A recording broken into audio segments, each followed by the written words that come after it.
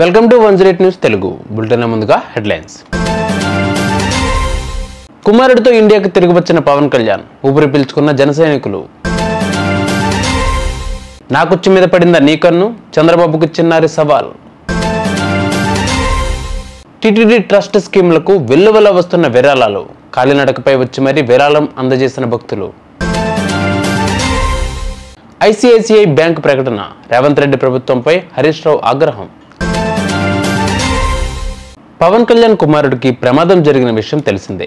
ఈ విషయం తెలిసిన వెంటనే పవన్ కళ్యాణ్ తన పర్యటనను రద్దు చేసుకుని విశాఖపట్నం నుండి హైదరాబాద్కు వచ్చి వెంటనే సింగపూర్కు హుటాహుటిన చేరుకున్నారు. మరొక వైపు మెగాస్టార్ చిరంజీవి కూడా తన భార్య సురేఖతో కలిసి సింగపూర్కు వెళ్లారు. పవన్ కళ్యాణ్, చిరంజీవి ఇద్దరు వైద్యుల సంప్రదింపులు జరుపుతూ చిన్నారి ఆరోగ్యం గురించి ఎప్పుడూ కూడా అప్డేట్ చేస్తూ వచ్చారు.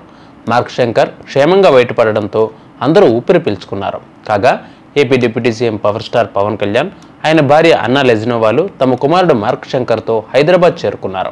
ఎయిర్పోర్టులో తన కొడుకును ఎత్తుకుని పవన్ కనిపించారు. దీనికి సంబంధించిన వీడియో నెట్టింట వైరల్ అవుతోంది. ఆంధ్రప్రదేశ్ ముఖ్యమంత్రి చంద్రబాబు నాయుడు ఏలూరు జిల్లాలోని పర్యటించారు. అగిరిపల్లిలో ప్రజావేదికలో ఎంపిక చేసిన బంగారు కుటుంబాలు మార్గదర్శకులతో కలిసి ఆయన మాట్లాడుతూ అగిరిపల్లిలో 206 బంగారు కుటుంబాలను గుర్తించినట్లు చెప్పారు.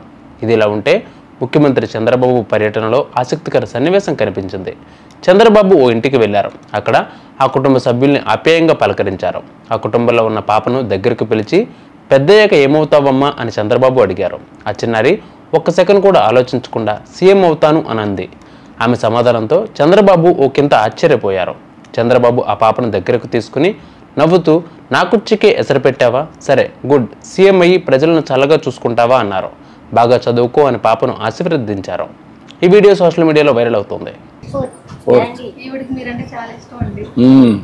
నీ పేరేంటమ్మా? ఏమవుతావు?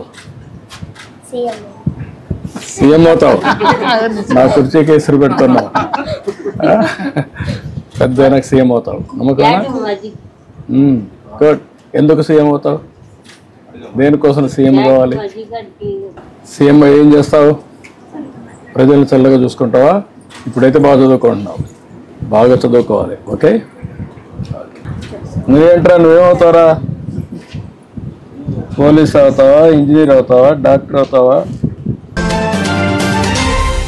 టిటిడి ట్రస్ట్ స్కీమ్లకు వెల్లువల వస్తున్న విరాళాలు. ఎస్వి అన్నప్రసాదం ట్రస్టుకు 1 కోటి రూపాయలు విరాళం ఇచ్చిన వైజాగ్కు చెందిన Maitri infrastructure and mining private limited chairman Srinivasarao camp కార్యాలయంలో టిటిడి చైర్మన్ బిఆర్ నాయుడు గారిని కలిసి విరాళం చెక్కును అందజేశారు శ్రీనివాసరావు.